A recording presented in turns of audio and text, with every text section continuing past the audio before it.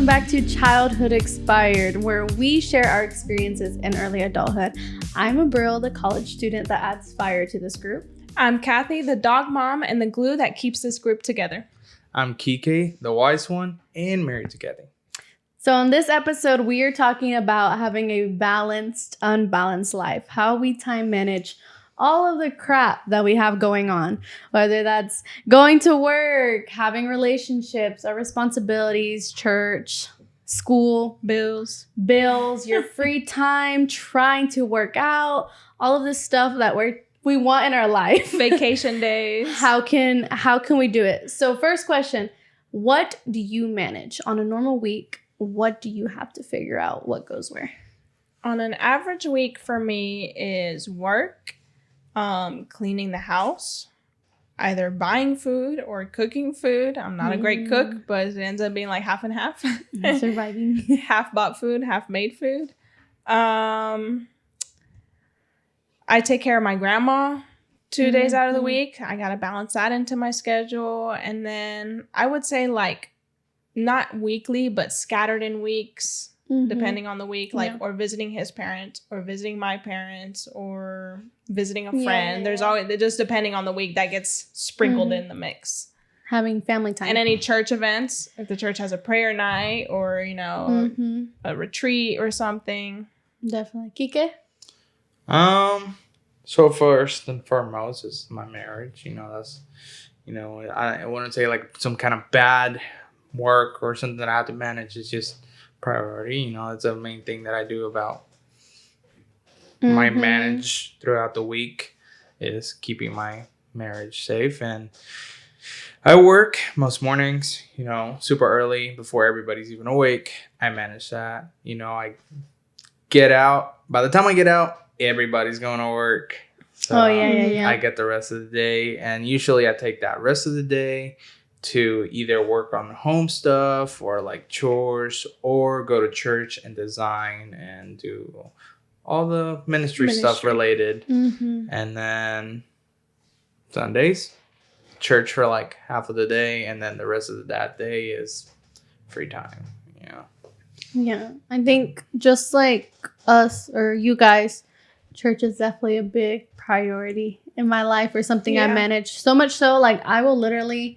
Like, once the church sends out their calendar, that's my calendar. That's my calendar. Wow.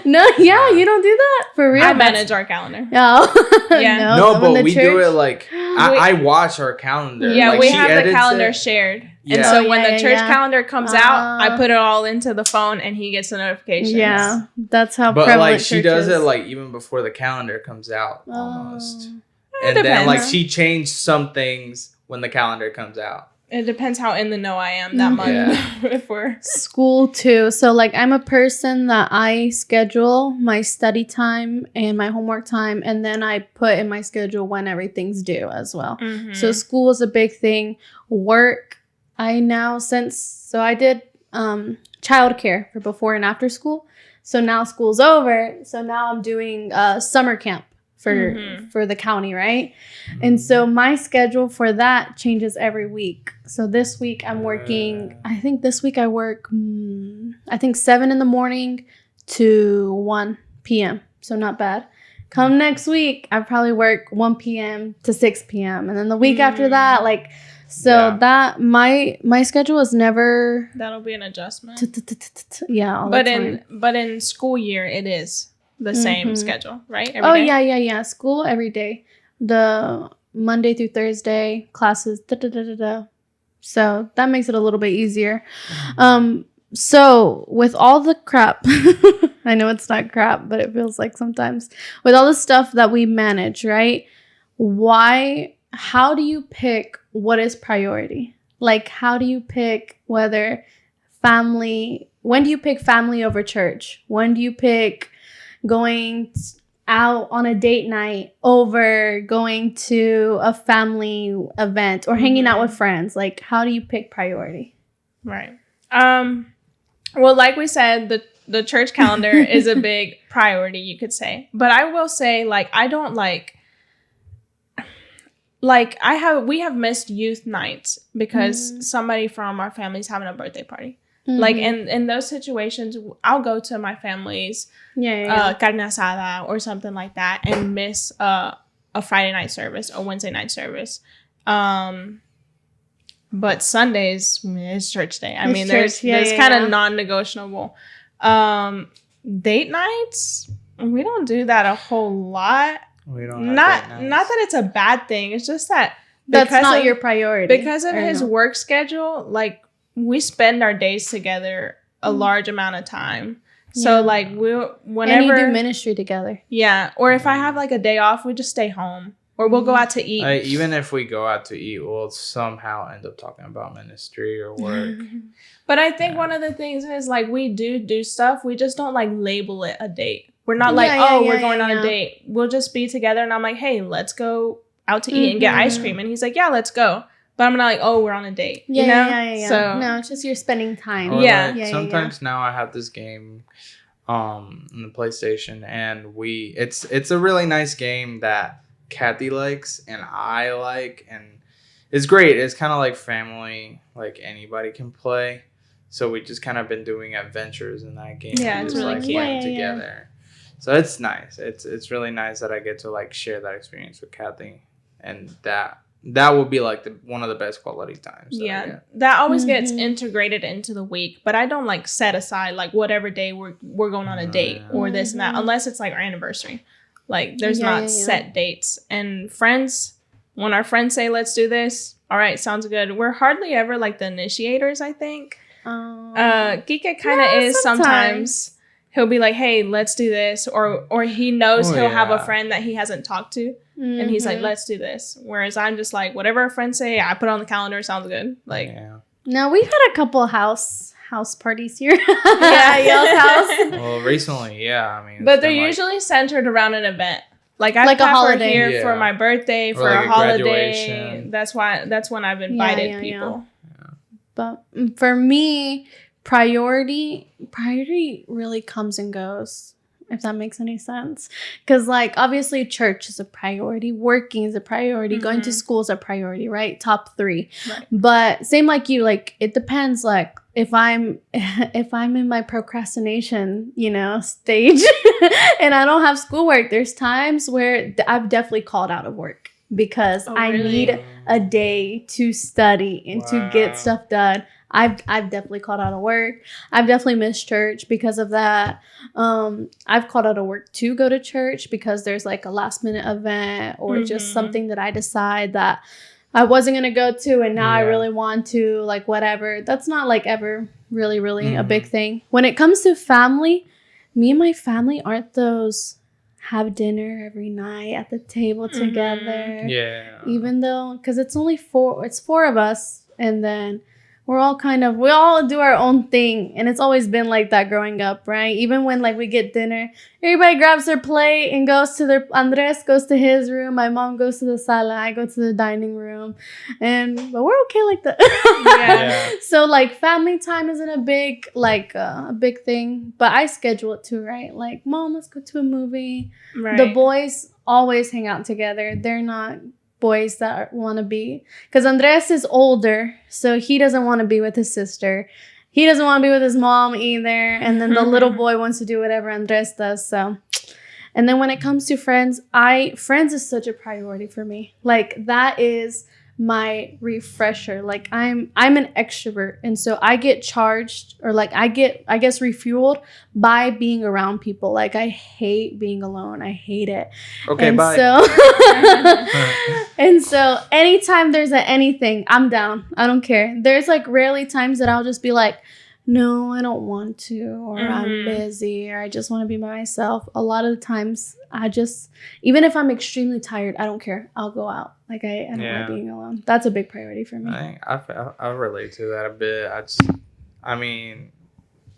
just don't like the fact that, like, I don't like being alone. It's just that, like, I have to be alone. Like, the only time that I'm alone is when I'm playing video games. That's it. But it's because I'm playing with other people online. So, like, yeah. How do you prioritize your stuff? This is something that my parents always taught me, and it was like, it was like one of the best, how do you say, like a guideline, like one of the first steps so that you know what to do or how to prioritize things. It was always God first, family, then church. And I integrate my closest friends, family, of course. Yeah. But yeah, that always has been like my guide, my piece of my nugget of my gold nugget, my wisdom, that I should always keep God first. And it took me a while to learn that, because I would sacrifice so much to the church than to God and my family, because it was, you know, that's all I knew. I was like, you know, doing. But like, all you're doing, I mean, you can do that anywhere. You can just help someone. You can serve somewhere else, but you're probably not serving God. Yeah. But I just thought that, you know, being at the church, involving myself with the church, was gonna get the good spot. But yeah, no. I learned that God comes first, then the family, then church. And then work. And that's the part that, you know, like, gets me. I was like, I gotta do the job, you know, like, that's what Jesus sent us out to do. Well, that's what God Unless sent us you out were to do. like change your mindset that like going to work is part of taking care of family. Exactly. Then that could like maybe that's make you feel what makes better it about it. Yeah. But you shared a verse with us the other night about working, about something that changed your mind about working and stuff. Yeah, so it's in Ecclesiastes. Is like that book was made like that is my book. That's my favorite book. It's like, okay, so for those of you guys that don't know what Ecclesiastes is, it's basically by an author that says everything is meaningless. Every couple verses. Yeah. Like every other verse he goes, but this too is meaninless. But that is meaningless. Yeah. This is meaningless. All and for me, that gives me comfort. But like, exactly. But something about it is like, but like, okay. So think about it.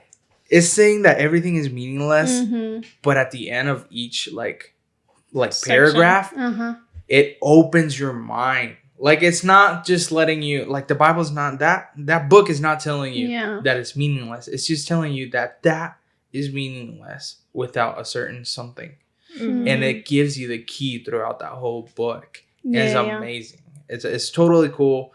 I totally recommend it.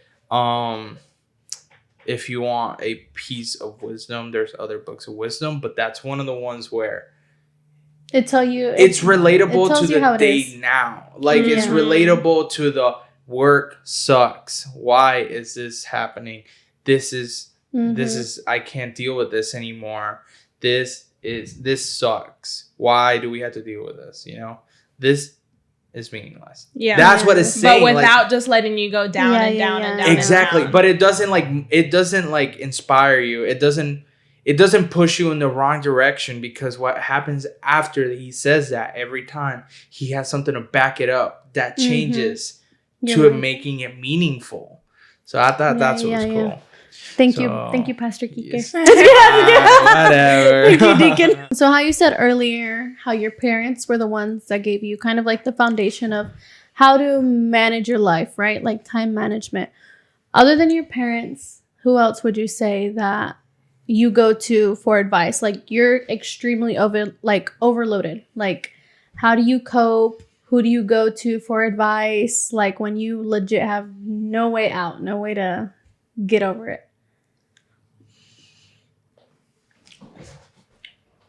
I don't.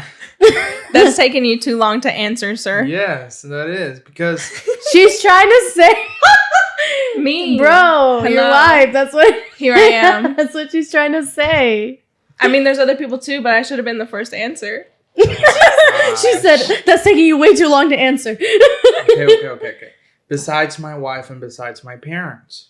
But you can't put them. You gotta answer me first, because she just said besides parents was me, and then you could go on. Okay, we'll give you a try again, Kathy. We'll come back to you. I think for me, I definitely go to Kike, and he helps me out. And I had a meeting not long ago with my pastor, our pastor, and he was talking about how I have like a calm personality, and he never sees me like sit in front of him and like freak out and be like, this is wrong. And I was like, no, that's for Kike. Like, that's what I do at home. Like, all of that energy gets directed at him. Like, this and this is wrong and blah, blah, blah, blah. He's the only one that kind of sees that side. Yeah. Second to Kika, chocolate. I will definitely sit down with a jar of Nutella and a spoon and just sit on the couch and be like, I just need a minute. And then I'll go take a nap. Like chocolate and decompression is her thing. That's what I do to cope. I love me some chocolate. She'll vent to me, eat chocolate, and go. Yeah. And, like, do something else. Like 9 out of 10 times when I have a headache, I'm fully convinced that it's because I need chocolate. I'm like, I have a headache. I need some chocolate. And I'll just go eat chocolate. And I'm like, boom, I feel better. That's how I cope. And then I go to you sometimes and be like, I'm having a hard time with this or that. I think that's pretty much my circle. Really, if it's something like ministry related, then I'll go to Magali, who used to be in my position in ministry, because she can relate to it. And I can be like, like, how did you manage this or that? I guess it depends on the situation. Like, somebody that I know will have like some input on that, right? So like if I'm overwhelmed with like the scheduling and having a lot on my plate, like I'll go to you and you'll be like, well, this and that, whatever. But I'm just kind of a person that keeps most of that at home. But I do a lot better. Whereas in the past, I would just keep so much to myself and never ask for help and just like be dying on the inside. And I don't do that anymore, thankfully. Yeah, not anymore. She brings it up. I don't have to ask her. She's given me the trust. If something happens, she'll let me know, basically. Like, I don't have to ask her. I don't have to notice it and be like, what's going on? No, like, as soon as something happens, like, she comes to me. Yeah. I'm growing up. Yeah. As you should, Queen. Making progress. Anybody other than your parents? My wife. It's just like she comes to me, I go to her. There's like points of views that she gives me from her side. Mostly when I'm like being too extroverted and too stressed out. She's like, but you're freaking out over nothing. And I'm like, I guess you can say that, but it has a lot of value for me. It always ends up being around that route. Yeah. Besides Kathy, I don't think there's anybody else. Not even my closest friends. I vent to one person that is considered like, I've had this friend for a very long time and I've always been close to him, and no matter how many times we kind of are in different schedules and we barely talk, we always know that we can go back to each other, and that's my best friend Alex. And I also have my other friends that I let them know about how my day is going. But then there's deep hearted stuff that matter to me that I am like still going through, and I only share that with Kathy or Alex, because I don't like to share it to anybody. I'm just not that kind of person. Although I'm extroverted, my mission, my vision, whatever it is for you guys to accomplish what you guys need to. But for me, I can deal with it. I'm fine. Like, I really am fine. I'm fine crying. Can we talk about your old Twitter? Are you comfortable sharing that? Oh my gosh. I guess so. What'd you put it? I didn't know you had an old Twitter. I was never a Twitter user. Why you bring that up? I never had Twitter. Because progress of how we've grown up. We're young adults now. What'd you put on your Twitter? Put nude. No, I'm kidding. I'm kidding. No. What I did. So that was like some coping that I did through Twitter, was that I would create a like 30-second video of how I felt through lo-fi with nature and like some kind of like background sound. Okay. And I would put like a small caption or like an emoji of like feeling calm or something. But that was like me getting into Twitter. Like, a lot of people use Twitter, and I was like, I'm gonna post this, and nobody's gonna even notice. Like, nobody's gonna care. This is Twitter we're talking about. Mm-hmm. But if somebody finds out about it, then at least they know how I feel. And only like one person would like it. And it was like far-fetched for my friends. Like it was just like some guy that barely goes to church. Twitter is definitely where you mind vomit anyways. Even now. I've never used Twitter. And so like that was like a weird phase. But it was such a, I don't regret it.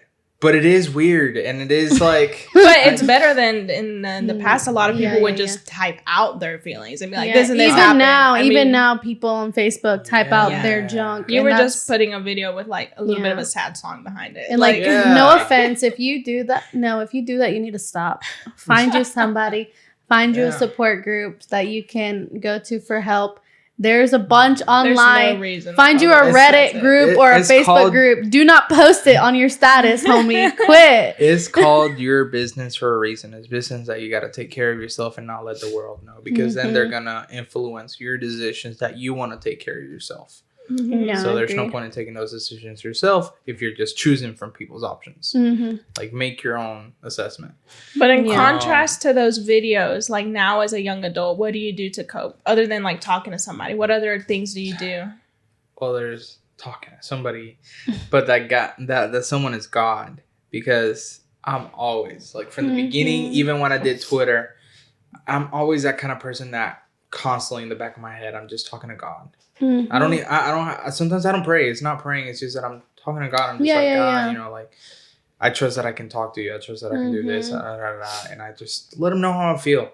Like that's what makes it easier for me to know that he knows me and that he hears me, and that it's also a reminder to me that I am talking to God, and so I should be good. Like like it lets me know that there's someone that I can talk to, even though sometimes I can't hear him, sometimes I can't know what I'm doing, you know? So that's one of my ways that I cope. And prayer. I pray. I mean, I'm not such a prayer warrior, but I have such a faith in prayer, no matter how short or long it is. I'm not good like prayer warriors that'll pray for like 15 minutes. But I do actively pray, and I do actively talk to God no matter what the circumstances are. That's my coping. And, you know, if it's a stressful situation, I come home and I got nothing to do, I play video games. That's also another way that I cope. I play video games. Yeah, I definitely go to you guys whenever I need something, because I'm a person that I like to make decisions just like that. Like, I don't like to think about them long. I don't like to sit on them. But the moments when I feel like I legit have no idea what to do, I go to you guys a lot. And I go to friends too, no matter what level of circle. Because I think for me, I'm not a big person that I'm scared to share. Not that I'm scared to share how I feel, but like I'm a little bit more of an open book, right? Like, I'm going through this. I'm tired. I don't know what to do. I think just with me, I'm very cautious of whether I receive it or not, right? You ask me, how are you doing? I'm terrible, but pray for me, you know? Yeah, you say either way, but you're not necessarily going to receive it. Yeah, like if I tell somebody, let's say they're friend, acquaintance level, right? They're like, how are you? I'm good. I'm stressed with college. And they're like, you should drop out. If it's bringing you harm, if it's bringing you stress, then it has no place in your life. Yeah. I'm not going to take that one. I'm not going to take that one, you know? So I'm okay with telling whoever, whatever, you know? If I feel like, whatever. But I'm very cautious of what I, take. But definitely, like, my spiritual parents who are my ministry leaders. I go to them. I go to you guys when it's like, I don't want to say dumb stuff, but I definitely have dumb stuff that is like, but you're not stuff that you don't want to tell anybody. Yeah. I'm not gonna bother. I bother you guys. I'll pick up the phone, take 30 minutes of y'all's time. You would 100% call me like, Kathy, I was walking out of work and I dropped my pencil and a car ran over it. Like, and I don't have any other pencil, and I don't have money to buy a pencil. Like, I would do that to you guys, but I wouldn't do it to them. I would be there for that. Yes, exactly. That's what friends are for. But for them, it'd be definitely for things And not saying I wouldn't with y'all or other friends, but like things that I'm breaking down, like I am lost, I am crying, I'm on the floor, I don't know what I'm doing. It wasn't until recently that I started going to one of our elders at church for more of like spiritual advice and spiritual counseling as well. And that's only when I need it. It's not a frequent thing. At one point it was a very frequent thing, but as a kid, as a teen, man, I never wanted to ask for help. Never, ever, ever. And I'm saying, like, I'm realizing it now. Like, my mother isn't one of the top priority people that I go to. As an adult, now I do. But growing up, never. Because my family, we are not the share feelings, hug. I even said earlier, like, everybody does their own thing. It's not until now as an adult that me and my mother have like those sit down conversations of like real life stuff, and she speaks to me as an adult, which is good because I would have never wanted her to speak to me being a kid, try to speak to me as an adult. I'm blessed my mother knew what I was, right? So for a long time I just never, because that wasn't a thing at home. So it wasn't until getting to church and having good relationships with people that I'm like, oh man, I can talk to people. Like I don't have to feel like weight on my shoulders. But like in the moment, like if little things, like if I'm at work, I'm so bad. Like I stress eat, like for real. I will get like a bag of chips and I will like, my boss knows it. Freaking shout out to my boss. Okay. There's been so many times that she has a snack drawer and I'll be so stressed and I'm like, I need to eat something. Like, I just need to eat something. That's my thing. We had said on the first podcast that one of my childhood habits is that I bite my nails and like I pick at them too. I still do it. If you look at my nails now, they're horrendous. They're terrible because I've just been stressed. Good coping mechanisms. I don't know if I really have any. I don't know if I have any. If you have any good ones, yeah, talking to somebody is a good coping mechanism. Yeah, but I can't bother you every time a pencil gets ran over. All right, like I need in the next year, 2 years, you're gonna have a baby. You're not gonna be able to pick up the phone. You know what I found myself doing the most when like I like am fed up about like not fed up, but I just like can't stare. For example, like I'm working on my computer and I can't stare at the screen anymore. Or, like I don't want to do anything else or something. I just pull up my phone and I'll just start randomly touching the screen, trying to do something on my phone. But I feel like it's also a waste of time. So I'm like, oh my gosh, I should go back to work. And I'm like stuck in this chair. Like, what do I do? And then I'm like, Kathy, you want to go eat? I think that's like, a I think real, it's about like, time that I had to go eat. I think that's a real coping mechanism is like distracting yourself, or I think it's called avoidance, if I'm not mistaken. When you separate yourself from what stresses you out, and in a sense that can be healthy, but then there's a line of where the thing that stresses you out, like work stresses you out, you avoid it. You can't. After a while, it becomes unhealthy. I think you gotta dump it out. Sometimes if it's like very stressful, you gotta like on somebody, and then you can like avoid it for the rest of the day because you got it out. But there's just but then there's things that you can talk to people, but it doesn't make the problem go away. Yeah, it doesn't. Like, I still gotta go back home. Dude, and I struggle with being at the other side of that when people like tell me what they're going through, and I'm just trying so hard to come with the best idea so that they can get through it. That's a lot. And I'm like, man, that sounds rough.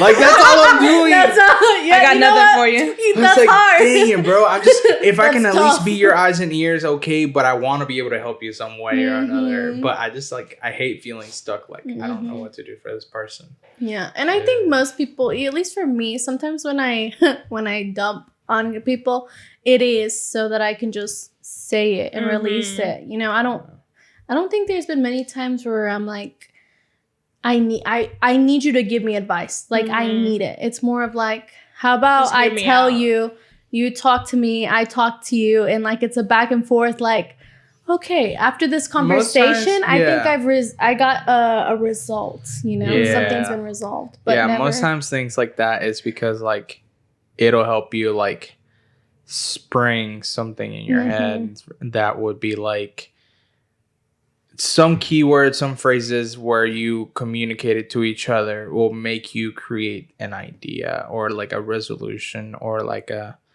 or perspective you didn't think exactly of. yeah Kind of thing. so that I think that's one of the ways that you can, that the good thing about communicating with somebody else how you feel and what you've been going through, that's some way that it's helpful talking to other people. It's not necessarily them giving you the answer.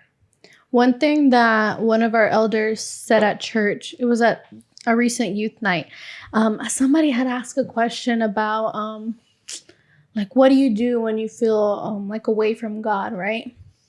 And one of our elders said, you should, every time something happens, like you should just always journal stuff and journal kind of what happened before you went downhill, right? So that, because the devil uses the same attacks. And I was thinking about that just now, and I'm just like, it's the same way with stress. Like, I feel like when I think back to the things that stress me out, there's always like a correlation, you know? Like it's like always the switch. And at least for you and me, it's when we get off routine. Because we act like toddlers. It's ridiculous. If I wake up at 5 o'clock, right? And then I press snooze. And then I wake up at 5:30. And then I open my eyes. I'm on my phone for 10 minutes. I get up. I use the bathroom. I get ready. I make my coffee. I go out the door. Like, everything has to be like, I like it. I go to bed at a certain time. I go work out at a certain time. I go to church at a certain time.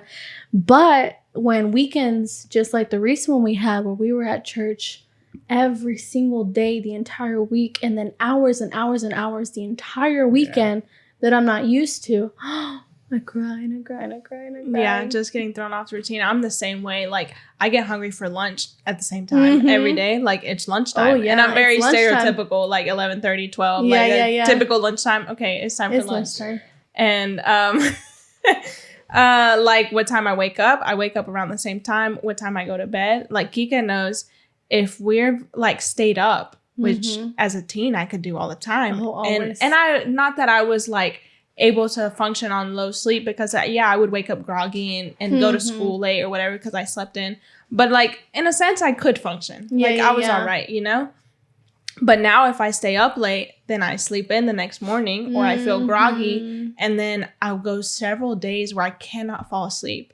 Like, I just get thrown off that easily. And then I'm at night tossing and turning, whatever, because I stayed up late. And it just ruins, not being able to fall asleep ruins my sleep, and then it ruins the way I wake up, and then it ruins my day. And then I have to, like, recently I was just terrible, and I was like, Kike, I have to I gotta reel it in. I gotta go to sleep early and just struggle or something.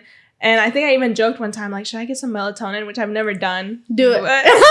It's great. Thankfully, I've always been able to get back on track just naturally. And I'm not trying to get my body anything that it doesn't Usually need. I say no to drugs, but it's not because I'm saying no to drugs. Not a drug. It's like a supplement, no? Yeah, it's a supplement. But still, it's giving yourself something that your body can naturally create. So if you don't need it. Exactly. That's what I was going to say. Like, usually, drugs. Like, I don't really, like... All for them. Like, take any kind of, like... Even allergy pills, I'm just, like... Here and there, I do take it. But, like, I just try to make my body fight it. Just so that I can not depend on something.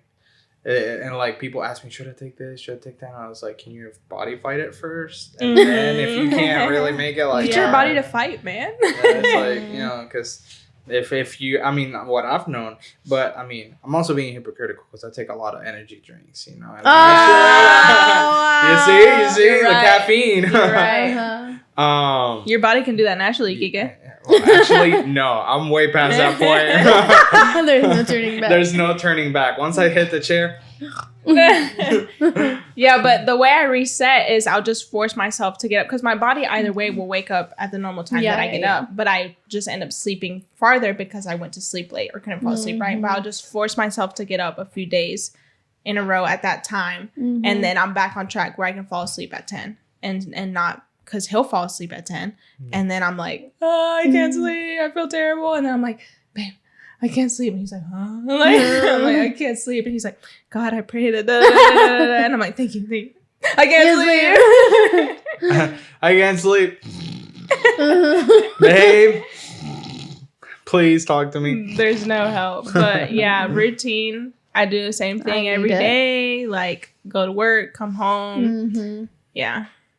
I don't think I know. Maybe you're not routine based, but I don't think I know a lot of people that just kind of go with the flow kind of lifestyle. I do. I'm very adjustable. I mean, I come too late to things a lot, but I don't have like a time slot. If I need to wake up at 3 a.m. or something, I can wake up at that time. But if I need to wake up at 12, I can manage. Schedules like back to back. There's times, there's always time in my schedule, like I said earlier, that I go from work to church. Sometimes I have to go straight to church. I can't stop home and change and go to church. Yeah.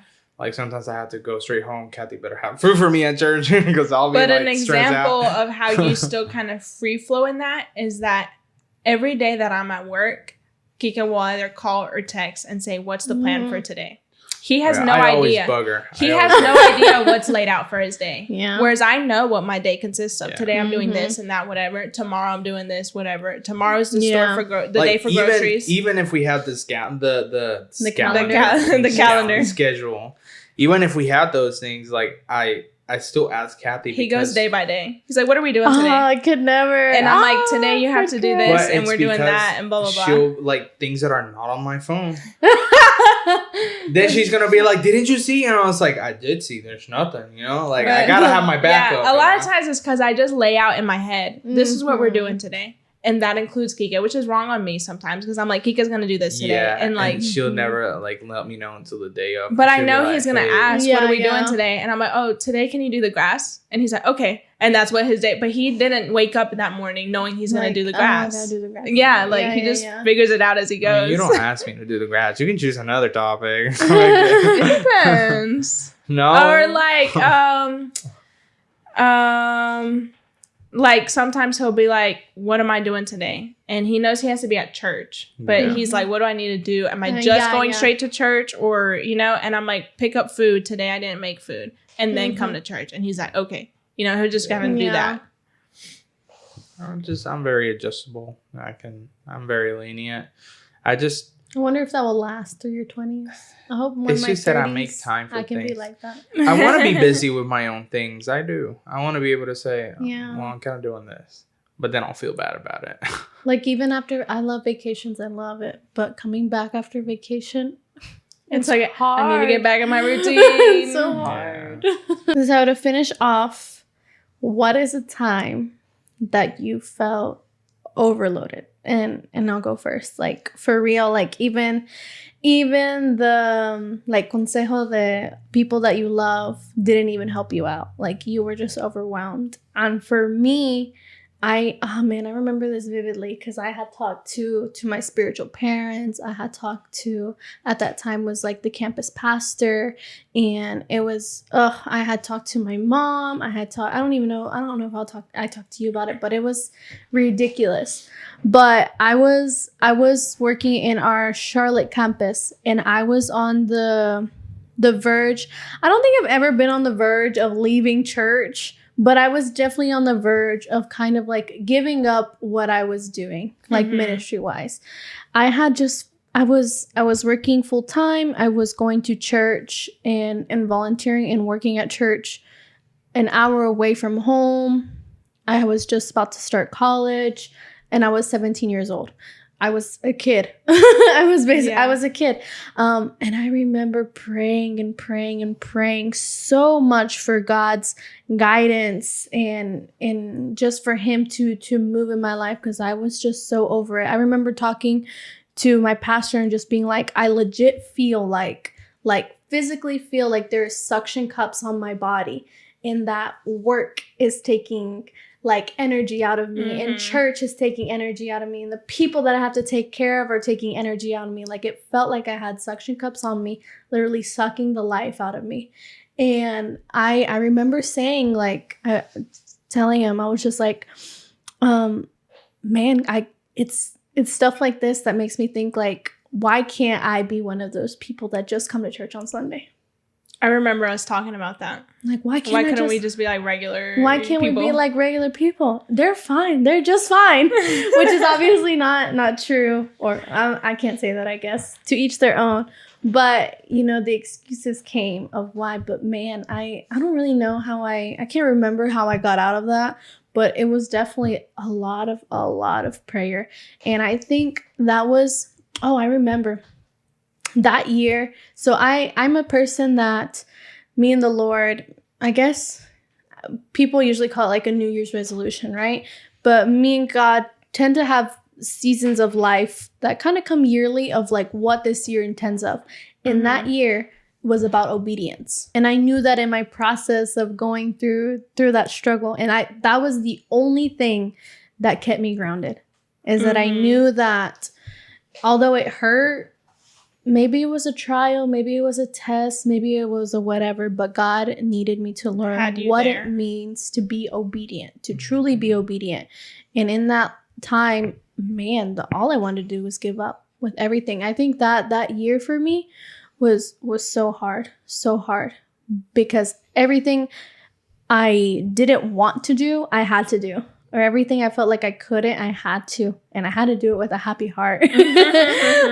But that's what got me out of it. But that was definitely a time. And I don't think I felt like that. I have not felt like that ever since. Like that was definitely make it or break it moment of my life, I think. I had a time for me last year. And I would say that in my life, stress is kind of like, it doesn't feel like a variable. It feels like a constant, right? Like, not that every single day I'm stressed, but there's a fair amount of stressful things in my life that I can manage easy peasy. Right? Yeah. Like, a decent amount of stress for me doesn't necessarily feel like stress. It's just like, I'm busy, right? And I like feeling busy. Yeah. So, like, sometimes I kind of thrive off of it. I'm like, man, I did a lot today, and that felt good, you know? But if I get home and I can, like, barely walk because I did so much, sometimes it feels good. If I didn't overdo it, because I'm like, you know, I got a lot done, you know, whatever. So I can just kind of manage that on my own, and I'm okay, and I have my normal things. But last year, I know there was a time where, like, it started to creep up on me, the amount of busyness that I had, right? And I enjoy being busy, and I liked everything that I was doing. And that was the dilemma, where you said you were, like, obeying and doing things that you maybe didn't plan on doing, but you were obeying. I liked everything I was doing. And the thought of, like, I need to let something go really took a toll on me. And so I was working 2 jobs, and they were both part-time. So they add up to a full-time, which majority of people do manage a full-time and their normal life. But it was like a year into our marriage, which I love being married, and I was working both jobs. And then really my second job, which is I'm hired in ministry, it's more than the part-time hours, because I just volunteer so much, which I love, right? I give so much, and I love everything that I do in our kids ministry. But like, I started feeling off balance, right? And things weren't getting done fully in any of the categories, at home, at job number 1, or at job number 2, right? So I don't like to feel like a slacker. Like, you know, and I'll do my lazy days, or like, you know, take a day off or whatever. And that's totally fine. But I don't like to feel that I'm like not giving what I'm supposed to, right? Like not achieving the A, not achieving the 100%, right? Not getting the right grade. And I started having a battle with that, and really just a sadness.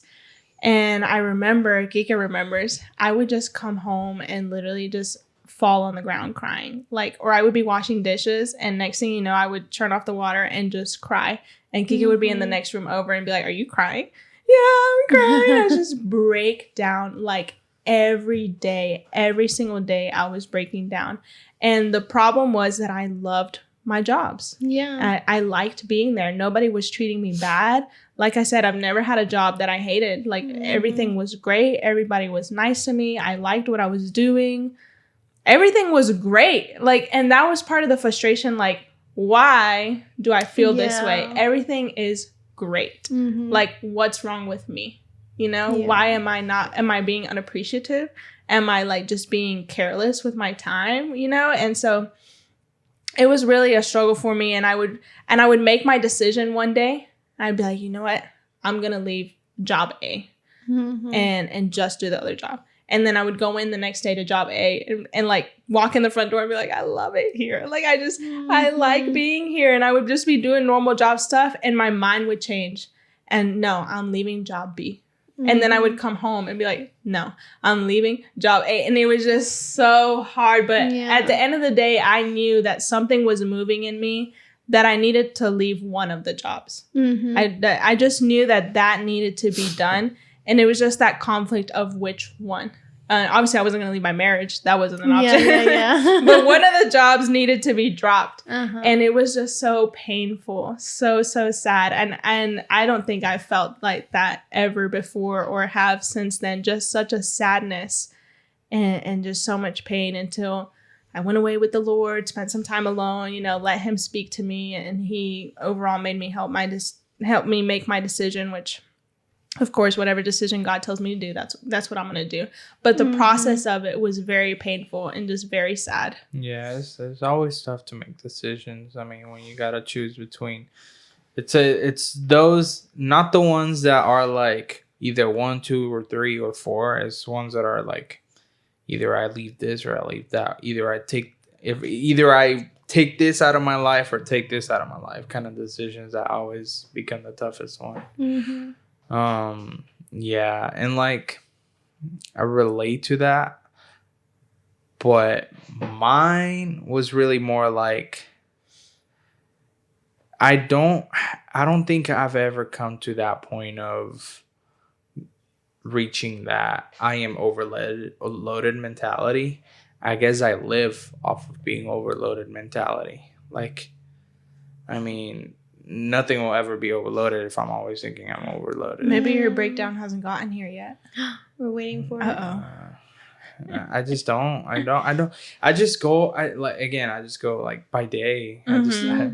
Like recently, I just pulled out 6 out of the 7 days a week, over 40 hours, all in the morning, and that for me was like a crazy schedule for my body, but I was able to do it. But then afterwards I had to go to church, I had to sign, then I'll come home, I try to relax, I go to, I had other things, and on top of that I have my dreams and ambitions of wanting a career, whatever sort of career. I don't know what I want. I know what I have, like skills and ideas, but I don't know what I want. So those kind of things just always come to me.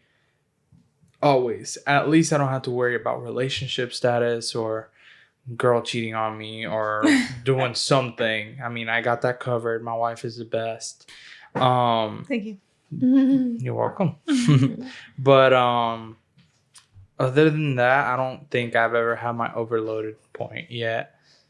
Even when you were working at the factory, like you didn't feel like that was... It was just making my decision. It's because I see it. You could still get through it, right? Yeah, like I get through it. It's just that I'll tell Kathy about it. I was like, I hated this. I hated what happened today. I hated that I argued with my supervisor, which it happens to the best of us, there's always things that, like came to me, still come to me, and like I tell Kathy, and it goes back to how I cope with things, but that's I don't think I have reached an overloaded, and I don't think I want to. Yeah. It's good for you. I'm proud. Yeah. Same. Like but if you do, we're gonna record it. I thought you were gonna say we got your back or something. We're gonna record it. We're gonna record it. Yeah, we're gonna record it. Like update everyone. Kika had his breakdown. He had it. I'm kidding. Just in the corner, like future. Well, yeah, I don't think I have an overloaded point in my life. I think that I've always either stressed or brokenhearted or made a decision to stop whatever's been bothering me or annoying me. That's it. After 2 years of working at this job, I'm gonna quit. And Kathy finally gave me the approval that we're safe to quit this job. I just kind of endure it. I don't think I don't think. Maybe like when we have a baby and we have the first night where like won't stop crying. Maybe that'll be what hits you. I don't think so. I don't think so. I think I'm just gonna endure it. Talk about it with my parents and be like, you know, like, my baby won't stop crying. My baby won't stop crying. We did everything. You know, I even hold him upside down so he can. Whatever. I put some white noise in the background. Waterfalls, rain. So yeah, yeah, man. I can't. Until right now, I'm still trying to think of anything, but I'm just not. I'm just kind of the person that endures through it.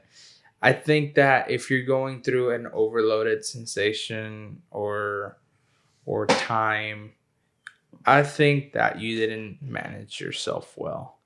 Because at some point, even if you are the most professional at working with things, I understand that you can get overloaded. Mm-hmm. But overloaded is when you let a lot of things in.